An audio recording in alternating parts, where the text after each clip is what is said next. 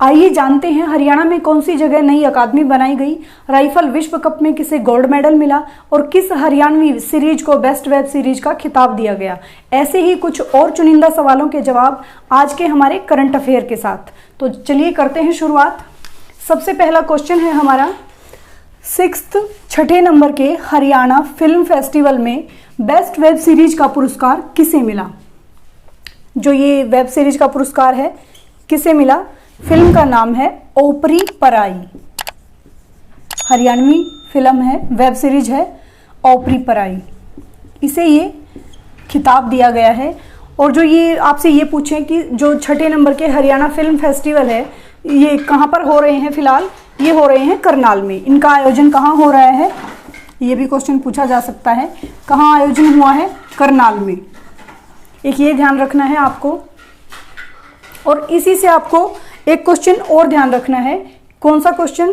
कि जो अभिनेत्री हैं ऋतुपर्णा सेन, उनको इसी जो फेस्टिवल है ये 6 नंबर का हरियाणा फिल्म फेस्टिवल, इसी में उनको क्या दिया गया है? नरगिस दत्त अवार्ड दिया गया है अभिनेत्री ऋतुपर्णा सेन को। तो पूछ सकते हैं, ये भी ध्यान रखें। कौन सा अवार्ड दिया गया है? नरगिस दत्त, ये अवार्ड का नाम है नरगिस दत्त अवार्ड दिया गया है इनको इसमें। और आपको एक क्वेश्चन यहाँ से और ध्यान रखना है कि जो 68वें नेशनल फिल्म फेस्टिवल हैं उनमें क्या हुआ था। उसमें हम जो दादा लक्ष्मी फिल्म है, हरियाणवी फिल्म है, ये भी एक दादा लक्ष्मी, बेस्ट फीचर फिल्म का अवार्ड भी इसको मिल चुका है। बेस्ट फीचर फिल्म कौन सी? दादा लक्ष्मी। और ये इसमें नहीं मिला है, ये क्वेश्चन इससे अलग है। ये 6 नंबर के जो फिल्म फेस्टिवल है ये वेब सीरीज का मिला है ओपरी पराई को। अगर दादा लक्ष्मी पूछे तो उसको मिला है बेस्ट फीचर फिल्म का, और वो कब मिला है? 68वें नेशनल फिल्म फेस्टिवल में। तो यहाँ से आपको ये 3-4 बातें ध्यान रखनी है। वेब सीरीज का खिताब ओपरी पराई को मिला है, नेशनल फिल्म फेस्टिवल में किसको मिला है? दादा लक्ष्मी को, बेस्ट फीचर फिल्म का। और इसी के दौरान जो ये फिल्म फेस्टिवल हुए हैं करनाल में, ऋतुपर्णा सेन अभिनेत्री हैं जो, उनको नरगिस दत्त अवार्ड से नवाजा गया है। इस क्वेश्चन से इतना।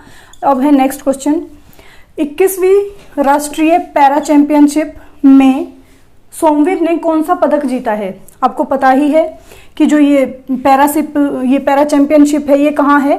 फिलहाल ये महाराष्ट्र पुणे में हुई है। इससे पहले क्लास में भी हमने इस तरह का क्वेश्चन किया था। महाराष्ट्र पुणे में इसका आयोजन हुआ है। और ये कब से कब तक चली है? 17 से 20 मार्च तक इसका आयोजन हुआ है। अब ये खत्म हो चुकी है। 17 से 20 मार्च 2023 तक इसका आयोजन हुआ है। तो पूछा है हमसे कि इसमें जो सोमवीर है उसने कौन सा पदक जीता है। सोमवीर ने इसमें जीता है कांस्य पदक। कौन सा पदक जीता है? कांस्य पदक जीता है। और सोमवीर से संबंधित आपको एक थोड़ा सा ये और ध्यान रखना है कि जो सोमवीर है ये कहाँ से है? खरखोदा है। खरखोदा में प्रताप स्कूल से ये स्टूडेंट हैं। खरखोदा सोनीपत में प्रताप स्कूल, वहाँ से हैं ये। और कोच इतना ज़्यादा तो आपसे नहीं पूछेंगे, वैसे अगर पूछें तो ये इनके जो सोमवीर के कोच हैं सूबेदार रमेश सांगवान इनके कोच हैं। तो इस क्वेश्चन से आपको इतनी बातें ध्यान रखनी है। नेक्स्ट क्वेश्चन है, राइफल विश्व कप के 10 मीटर एयर पिस्टल में सरबजोत सिंह ने कौन सा मेडल जीता है? कौन सा पदक जीता है? इन्होंने गोल्ड मेडल जीता है, गोल्ड मेडल। ये क्वेश्चन आपको यहाँ से याद रखना है। और ये भी पूछा जा सकता है कि जो ये राइफल विश्व कप है ये कितने मीटर की स्पर्धा हुई थी, तो ये भी ध्यान रखना। 10 मीटर एयर पिस्टल में सरबजोत सिंह ने ये गोल्ड मेडल जीता है। सरबजोत से आपको याद रखना है कि सरबजोत का संबंध कहाँ से है? ये अंबाला से हैं। सरबजोत सिंह कहाँ से हैं? अंबाला से हैं। और इससे संबंधित इसी तरह का एक क्वेश्चन आप और ध्यान रखें यहाँ पर, जो राई स्पोर्ट्स स्कूल है सोनीपत, राई स्पोर्ट्स स्कूल मोतीलाल नेहरू, उसमें क्या किया जाएगा? शूटिंग रेंज बनाई जाएगी। देश की यानी कि भारत की सबसे बड़ी शूटिंग रेंज राई स्पोर्ट्स स्कूल में बनाई जाएगी। ये भी क्वेश्चन ध्यान रखें आप यहाँ से। सबसे बड़ी देश की शूटिंग रेंज।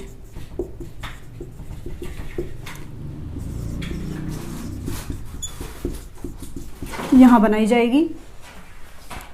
नेक्स्ट क्वेश्चन है, प्रौद्योगिकी विकास के लिए विद्या समीक्षा केंद्र है जो वो कहाँ बनाया जाएगा? ये बनाया जाएगा फ्रेंड्स पंचकुला में। कहाँ बनाया जाएगा? ये पंचकुला में। इससे इतना ही ध्यान रखना है आपको। विद्या समीक्षा केंद्र कहाँ बनाए जाएंगे? पंचकुला में। नेक्स्ट है, सेवा साधना ग्राम विकास केंद्र का शुभारंभ है जो वो कहाँ किया गया है? सेवा साधना ये ग्रामीण विकास के लिए एक शुरू की गई है एक तरह से। सेवा साधना ग्राम विकास केंद्र, इसका शुभारंभ अगर आपसे पूछे तो कहाँ किया गया है? ये पानीपत में से, पानीपत का कोई गांव है पट्टी कल्याणा, वहां से इसका शुभारंभ हुआ है।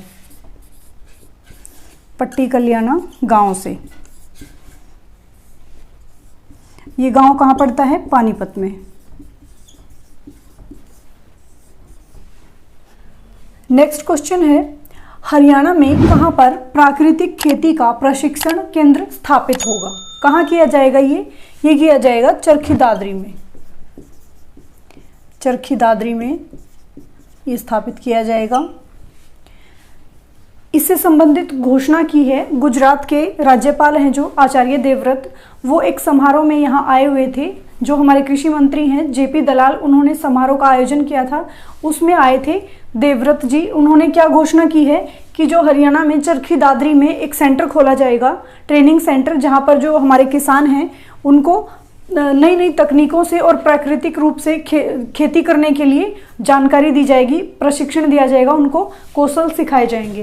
किस तरह से? प्राकृतिक खेती कैसे की जाए कि जैविक खाद का इस्तेमाल करें, ज़्यादा से ज़्यादा यूरिया, डीएपी, रासायनिक जो ये इस तरह की खाद हैं उनका इस्तेमाल खाने में, फसलों में ना किया जाए। इस तरह की जो बातें हैं उनको यहाँ बताई जाएंगी और प्रशिक्षित किया जाएगा। किससे संबंधित? जैविक खेती के लिए। तो ये खोला जाएगा चरखी दादरी में। यहाँ से आपको इतना ध्यान रखना है। इसके अलावा नेक्स्ट क्वेश्चन है हमारा, हरियाणा में कौन सी नई अकादमी का गठन किया गया है? तो कौन सी अकादमी का गठन किया गया है? हरियाणा साहित्य एवं संस्कृत अकादमी। हरियाणा साहित्य एवं संस्कृत अकादमी।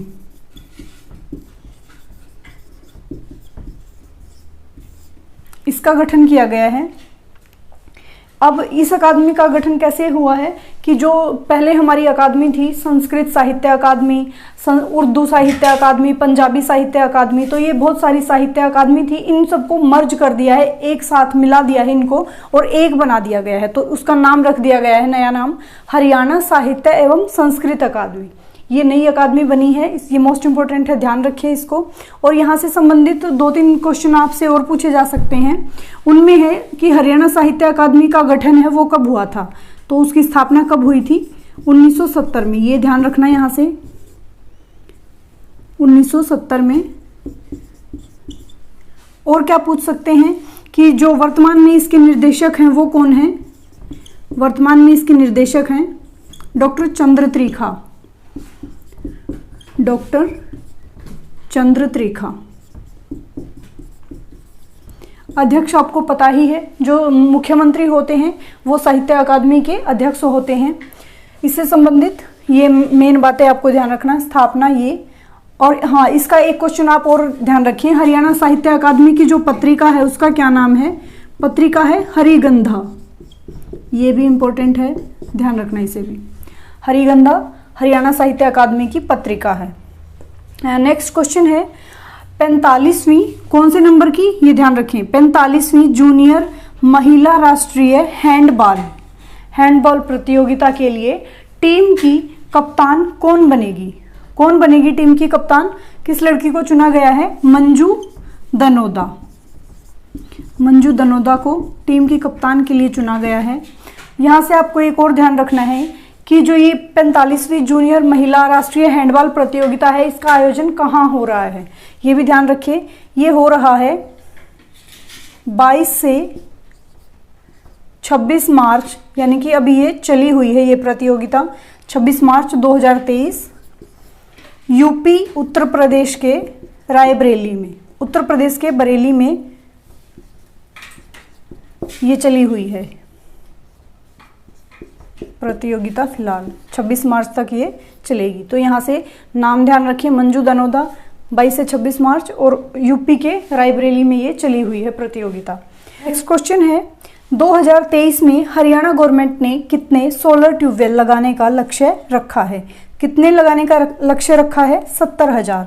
तो ये लक्ष्य रखा गया है कि 2023 तक 70,000 ट्यूबवेल लगा लिए जाएंगे। 2023 में तक नहीं, में यानी कि इतने में ये ट्यूबवेल लगा लिए जाएंगे। तो फ्रेंड्स, ये थी आज की हमारी करंट अफेयर की क्लास। मिलते हैं हमारी नेक्स्ट क्लास में नए करंट अफेयर के साथ। तब तक के लिए खुश रहें, पढ़ते रहें और तैयारी को कंटिन्यू रखें।